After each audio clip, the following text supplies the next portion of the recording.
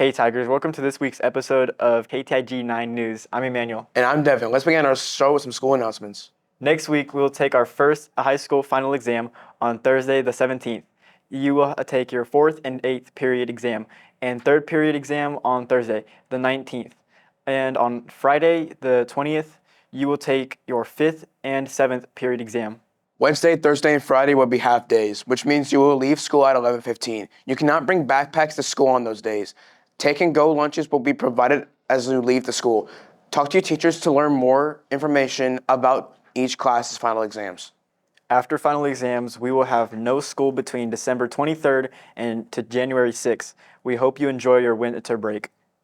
KTIG's Christmas Flick on the Field is rescheduled for Monday the 16th at 6 p.m. The Grinch will be shown at the Moorhead Stadium. Tickets can still be purchased by scanning the QR code in the hallway or during the announcements portion of our show.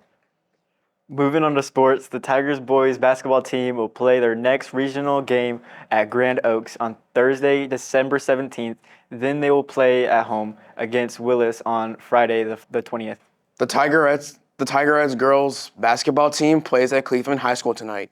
Then we'll also play at Grand Oaks, but at home on Tuesday the 17th.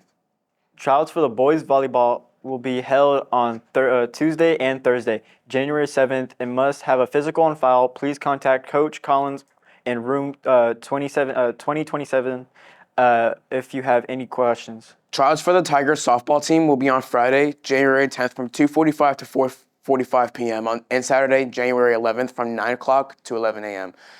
All athletes must have an updated physical, a rank 1 account, and must be cleared to try out. You must bring your own equipment. Up next, we book talk in a new segment called All Tigers Read. And then we check out the word of the year, so stay tuned.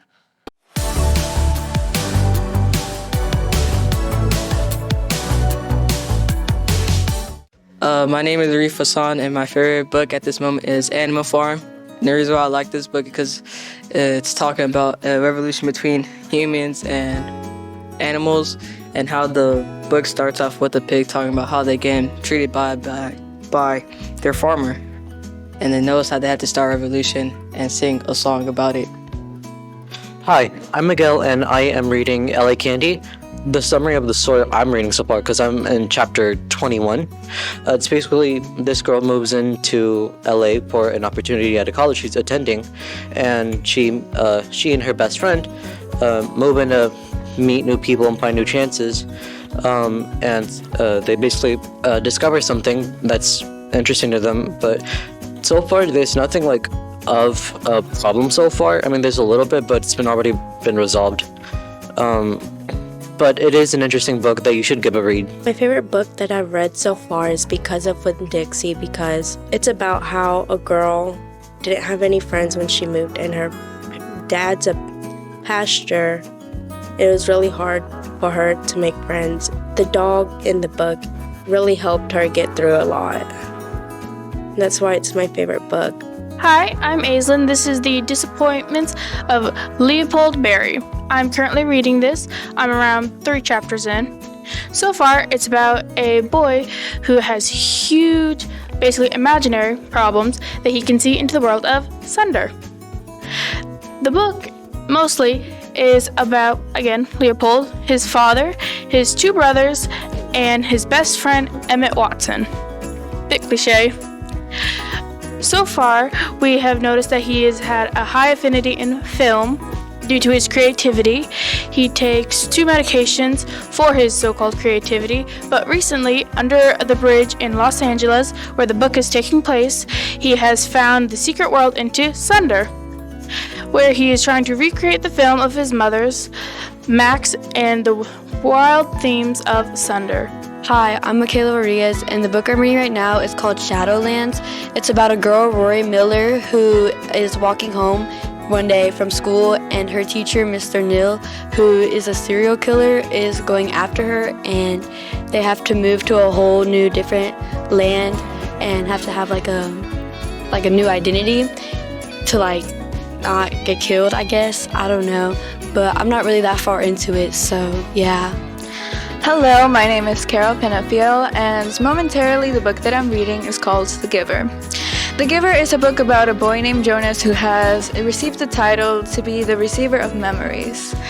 But the thing is that his community is in a sort of democracy in which most of the government is being the ones controlling them mostly and trying to protect them from the world. The reality is that Jonas sees these memories, and from all the pain that they have been caused, he finds a solution and decides to run away from the society to find a better life.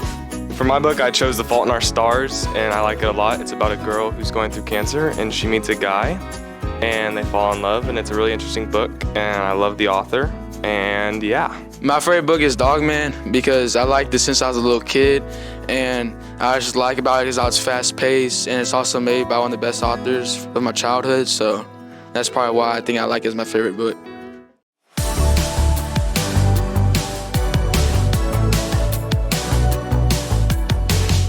Every year, Oxford Dictionary chooses a word of the year. Last year, we were charmed with the word Riz, and this year, the 2024 word of the year is brain rot. Experts saw this term, brain rot, become really popular this year. The use of the term increased by 230% from 2023 to 2024. Brain rot doesn't mean that your brain is literally rotting. It's the idea that a person's ability to think can get worse because they look at too much low-quality online content. Things like mindlessly scrolling on TikTok and looking at nonsense memes on stories can cause brain rot. All right, can you tell me what this image is? It's a giraffe!